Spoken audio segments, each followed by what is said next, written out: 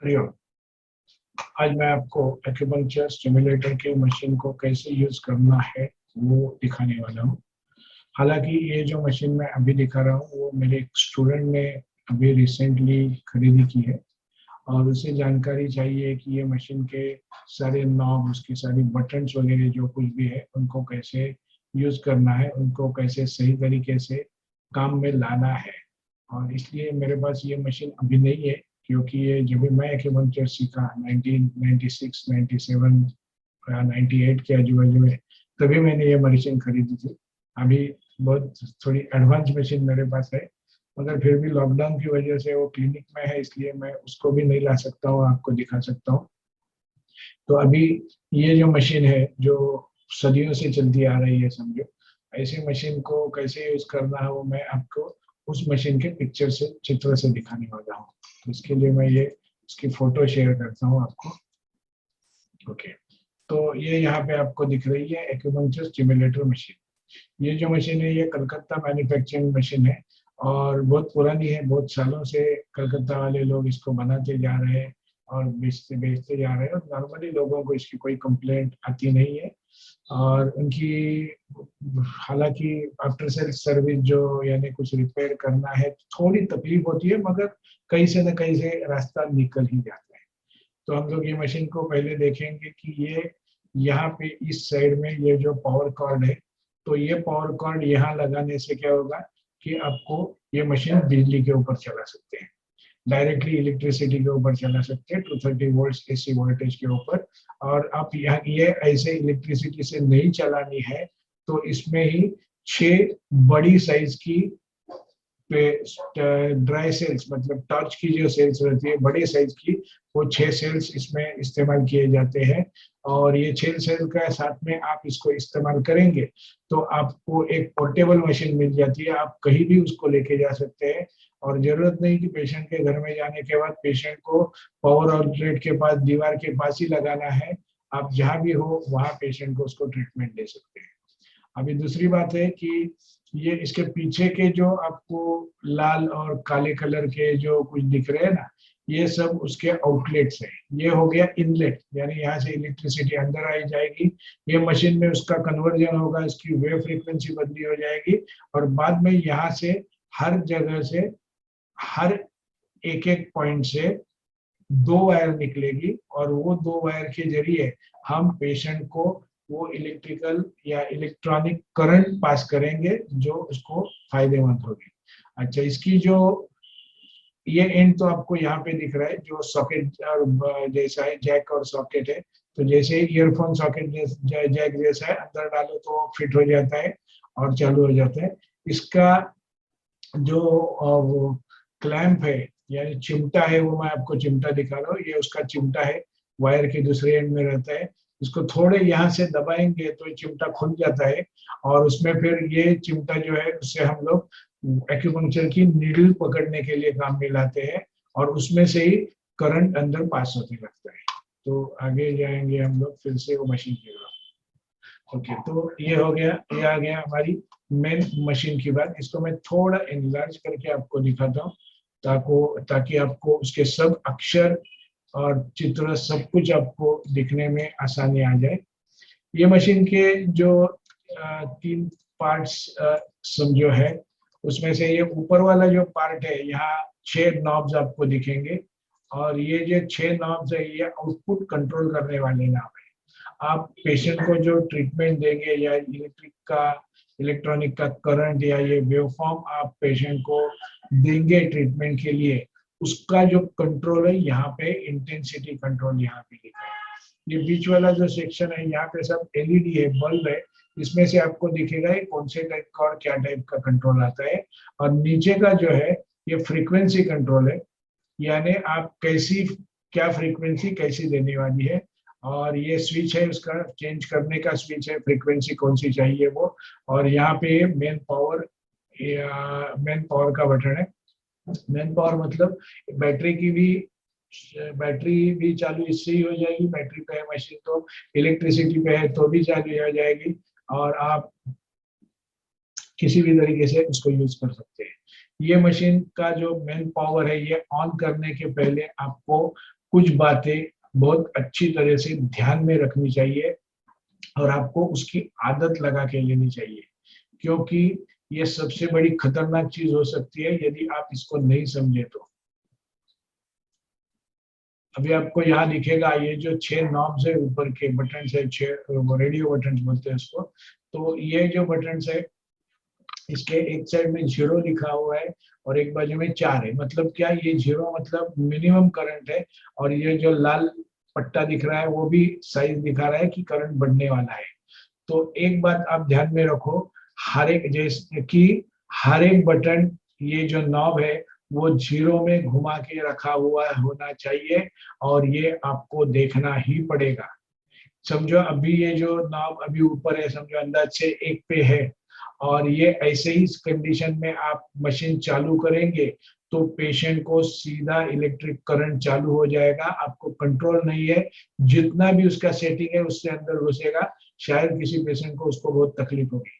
यही knob bye गलती से, बाय चांस कई बच्चे ने बोलो या कोई दूसरे किसी ने ऐसे ही टाइम पास के लिए हाथ लगा के उसको 4 में रखा है और आप उस मशीन को ऐसे ही चालू करेंगे बिना बिना चेक करके, तो वो आदमी को आप सीधा 440 वोल्ट का झटका दे देंगे और पेशेंट भाग जाएगा, वापस आपके पास तो नहीं आएगा और 10 लोगों को बोलेगा कि ये इस आदमी के पास जाओ मत, ये बहुत झटका देता है, डेंजरस आदमी है। तो ध्यान में रखो, ये सब 0 पे करके ही हमेशा ये पावर के नॉब को हाथ लगाना चाहिए और ये आपके आदत होनी चाहिए। जो मैंने एडवांस मशीन की बात की, फिर से कभी उसका वीडियो मैं बनाऊंगा, उसमें ये ऑटोमेटिक है कि यदि ये इसमें से कोई भी नॉब 0 से ऊपर है तो वो मशीन चालू ही नहीं होती है और बिप बिप का अलार्म देने लगती है, सिग्नल देने लगती है कि वो मशीन चालू नहीं हो रही, कुछ भी गड़बड़ है, कुछ भी नॉर्मल नहीं है, ये दिखाने के लिए दिखाती है। तो ये मशीन में आपको बहुत, ये जो मशीन है इंडियन मेक की मशीन, इसमें आपको बहुत संभालना पड़ेगा।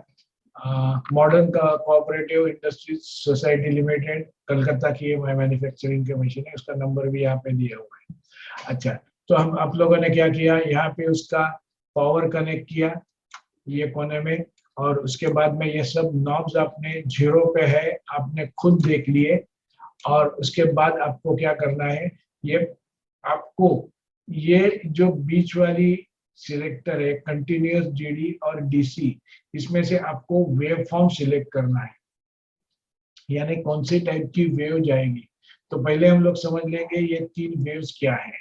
कंटिन्यूअस का मतलब है कंटिन्यूअस चलने वाली, मतलब एक ही रिदम में एक ही पैटर्न में चलने वाली वेव, जैसे कि सोनार कुछ गहना बनाने के लिए आस्ते से टक टक टक टक करके मारते रहता है ना, वैसे चलने वाला ये पैटर्न है। तो एक ही पैटर्न में एक ही अंदाज से, एक ही फ्रीक्वेंसी से वो चलने वाला है, यानी टक टक टक टक टक ऐसे आराम से चलता रहेगा, इसमें कोई बदलाव नहीं होगा। और ये कंटिन्यूस जो पैटर्न है इसको आपको बदली करना है, इसकी जो फ्रीक्वेंसी है वो बदली करनी है, तो इसके लिए यहाँ का ये नॉब है, ये नॉब जो है, ये नॉब आपको फ्रीक्वेंसी बदली करने में ये नॉब यूज करना है। तो यहाँ पे लिखा है 60 और यहाँ पे लिखा है 5000 और नीचे लिखा है कंटिन्यूअस मिनिमम। मतलब क्या हो गया कि आप जब ये मिनिमम में रखेंगे, सबसे कमती में रखेंगे, यानी 60 पे है, तो 1 मिनट में 60 स्ट्रोक्स आने वाले हैं, 60 स्ट्रोक्स पर मिनट, टक टक टक टक, जिसको बोलते हैं ना आरपीएम या BPM, beats per minute, heart की वैल्यू इसमें हम लोग बोलते हैं बीट्स पर मिनट, वैसे है। तो और आपको चाहिए तो उसको बढ़ा सकते हैं, टक टक टक टक टक टक टक टक टक टक टक टक टक टक, और ऐसे बढ़ा सकते हैं। और ये 5000 में है तो इसका अलग कुछ सुनाई नहीं देते, एक ही आवाज जैसी लगती है इसकी। तो हम लोग नॉर्मली ऐसे टाइप का करंट यूज करना है, ये वेव फॉर्म सिलेक्ट करना है, ये फ्रीक्वेंसी सिलेक्ट करनी है, तो हम लोग उसको अंदाज से 70 72 75 के आजू बाजू में रखते हैं, जो नॉर्मली हमारी हार्ट रेट है। जरूरी नहीं है, आपको थोड़े एक्सपेरिमेंट करने पड़ेंगे कौन से इसमें किसी पेशेंट को कैसे लगता है, मगर एक बात ध्यान में रखो, पूरा फुल करके कभी भी चालू मत करो, क्योंकि आप जब भी ये फुल रखेंगे तभी वो इंटेंसिटी इतनी फास्ट वाइब्रेशन उसको मिलेगी कि वहां पे मसल्स अकड़ सकते हैं, जकड़ सकते हैं, स्पैज्म आ सकता है। मगर यही ऐसे मैंने सुना है, मैंने कभी यूज नहीं किया है, कि ये जब भी आप हाई फ्रीक्वेंसी देते हैं ना, तो वहाँ एनेस्थेटिक इफेक्ट निर्माण होता है, वहाँ सुन्नापन, सुन्न हो जाते हैं और वहाँ की सेंसेशन चली जाती है। तो आपको एनेस्थेशिया करके यूज करना है तो उसको ज्यादा में रखना है, मगर ये मैंने कभी यूज नहीं किया है। नॉर्मली मैं उसको 60 to 80 ये रेंज में ही, उसको इतने ही रेंज में उसको नॉर्मली यूज करता हूँ। तो इसको कभी यूज करना है हमें, इसे हमें यूज करना है जब भी हमें अंदरूनी चीजें बदली करनी है, किसी कॉन्स्टिट्यूशन बदली करनी है, किसकी किसकी हमें शरीर की आदतें बदलनी है, मतलब हार्मोनल बैलेंस ठीक करना है, डाइजेस्टिव सिस्टम ठीक करनी है, किडनी के फंक्शन ठीक करना है, या फिर रेस्पिरेटरी सिस्टम ठीक करनी है। जहां जहां भी हमें सिस्टम को अंदर से बदलना है, तभी ये कंटिन्यूअस का यूज किया जाता है। मगर ऐसे नहीं है कि अब बाकी समय यूज नहीं कर सकते, ये कभी भी आप यूज कर सकते हो, जनरली मेरा पैटर्न है। मगर मेरा खुद का पैटर्न ऐसा है कि जो अंदरूनी बदलाव करने हैं, लोगों की अंदर की शरीर की व्यवस्था बदली करनी है, तभी मैं मशीन को लगाता ही नहीं हूँ, मैं सिर्फ सुइया लगा के काम करता हूँ। उसके बाद में हम अच्छा, जब भी हम लोग ये कंटिन्यूस पे रखेंगे इसको, ये स्विच को लेफ्ट साइड में कंटिन्यूस के साइड में रखेंगे, तो आपको ये लाइट जो लगी दिखेगी। अच्छा, अभी हम लोग यहाँ तक आए, तो पहले हम लोग आएंगे अभी मेन पावर। जब भी हम लोग ये मेन पावर चालू करेंगे, तभी यहाँ पावर जो लिखी है, ये बल्ब जलने शुरू हो जाएगी। और ये जो कंटिन्यूस है, उसका ये जो फ्रीक्वेंसी है, यही फ्रीक्वेंसी से ये ऊपर वाला जो बड़ी लाइट है ऊपर वाली, ये लाइट का ब्लिंकिंग चालू होगा। मतलब जब भी 60 में है तो टक टक टक ऐसे लाइट जो दिखती रहेगी, 5000 में है तो टक टक टक टक ऐसे बहुत जोर से दिखेगी, यानी फ्रीक्वेंसी उसकी फास्ट दिखेगी, यहाँ पे दिखेगा। जैसे ही आप ये पैटर्न जो है, ये पैटर्न डीडी में लाते हैं, एक बात ध्यान में रखो, पेशेंट को आप लोगों ने नीडल्स कनेक्ट की है, उसके वायर जोड़ दी है, तो एक बार शुरू किया हुआ पैटर्न बदली नहीं करना है। थोड़ा टाइम कंटिन्यूस, बाद में झटके से डीडी ऐसे नहीं करना है, एक ही पैटर्न में काम करना है। समझो आपको पैटर्न बदली करना है, तो पहले वो सब ये जो ऊपर के नॉब्स है उनको सबको जीरो में लाओ, और उसके बाद में पैटर्न बदली करो, वेव पैटर्न बदली करो, और फिर उनको एडजस्ट करते जाओ। तो एडजस्टमेंट का जो बात है थोड़ी बाद में मैं बताऊंगा। तो अभी देखेंगे डीडी पैटर्न। डीडी पैटर्न का मतलब है डेंस डिस्पर्स। डेंस डिस्पर्स मतलब ये करंट अल्टरनेट टाइप चलता है। डेंस मतलब बहुत जोर से आता है और बहुत हल्के से आता है, मतलब जो उसकी आवाज है वो ऐसी आती है, ऐसी उसकी फीलिंग होती है, ठक ठक ठक ठक ठर, ठक ठक ठक ठक ठर, ठक ठक ठक ठक ठर, ऐसे टाइप की उसकी फ्रीक्वेंसी चलती रहती है। मतलब ये जो हमारे मसल्स को स्टिमुलेशन देती है, वो मसल को स्टिमुलेशन बीच बीच में मिलता है, कमती ज्यादा होता है। तो ये डीडी हो गया। और इसको समझो, आपको ये जो फ्रीक्वेंसी है उसकी, उसे एडजस्ट करनी है, तो डीडी डिस्कंटिन्यूस, ये बाजू का जो नॉब है, ये नॉब से आपको उसे करना पड़ेगा। डीडी डिस्कंटिन्यूस ऐसे लिखा हुआ ये नॉब है, तो उसको वहां से आपको ये करते रहना पड़ेगा, यूज करते रहना पड़ेगा।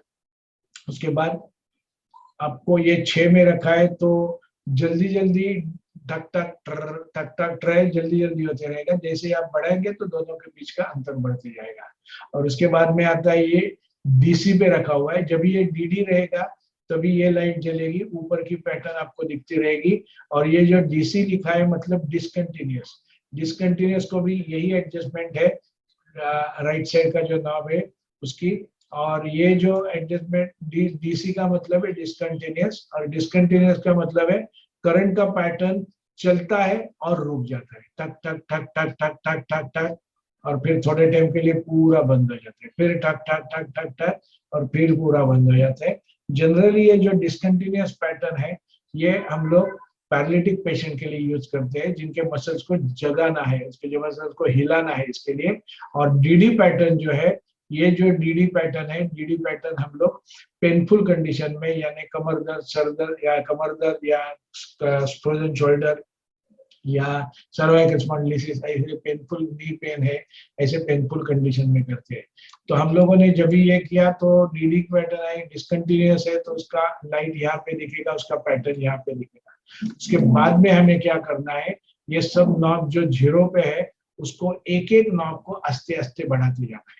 सबसे इम्पोर्टेंट है, सबसे ये समझने की बात ये है कि आपको इसे एक ही झटके में नहीं बढ़ाना है, तो आस्ते आस्ते बढ़ाते जाना है और पेशेंट को अच्छा फील हो जाए, अच्छा लगे और उसको सहन होता है उतना ही उसको रखना है। आप सबको 2 पे रखो, सबको 3 पे रखो, ऐसे नहीं करो, नहीं तो लोगों को बहुत तकलीफ होगी। पेशेंट को तकलीफ नहीं देनी है। ये करंट का जो फीलिंग है वो पेशेंट को जब भी आता है तभी पेशेंट को एक ऐसे महसूस होता है कि अंदर से कोई मसल्स को, हमारे बॉडी के अंदर से कोई मसाज कर रहा है। ऐसी फीलिंग पेशेंट को आनी चाहिए, उसको पेनफुल कहीं भी होना नहीं चाहिए।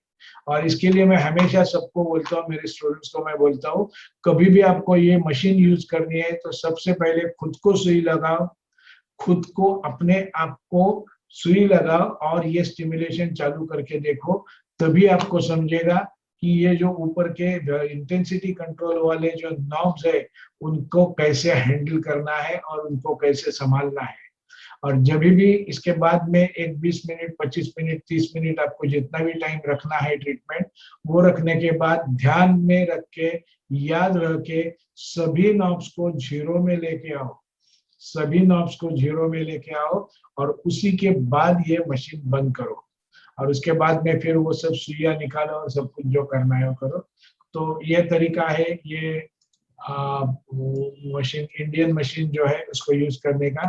और भी इंडियन मशीन बहुत सारी आ गई है लेटेस्ट टेक्नोलॉजी वाली, तो उसके बारे में सब, अगर बहुत सारे मशीन्स दिखने में थोड़े अलग दिखेंगे मगर उनकी सबकी काम करने की, चलाने की जो स्टाइल है वो सब एक ही है। या ऐसे इंटेंसिटी कंट्रोल पेशेंट को जाने वाला और उसकी जो फ्रीक्वेंसी कंट्रोल है उसके नॉब नीचे में है और ये इंडिकेटर है। जो अच्छे वाले हैं उसमें टाइमर रहते हैं और कुछ कुछ चीजें रहती है, उसमें लाइट रहेगी, कलर लाइट रहेगी, बहुत कुछ रहेगा। मगर ये मशीन में एकदम बेसिक मशीन है, हल्की भी, सस्ती भी है और सबसे इम्पोर्टेंट है ये पोर्टेबल करके आप यूज कर सकते हैं। तो इसको आप यूज करना, जैसे भी यूज करना है आप यूज कर सकते हैं। और ऐसे ही कोई चीज आपको समझनी है उसको कैसे यूज करना है तो मैं ऐसे ही वीडियोस बनाते जाऊंगा और आपके सामने पेश किए जाएंगे। और अभी ये यूज करना सीखो। सबसे पहले इम्पोर्टेंट बात है अपने आप के ऊपर पहले यूज करो, खुद समझ लो, तो ही आप लोगों को अच्छे रिजल्ट दे सकते हो। ओके, सो हरिओम।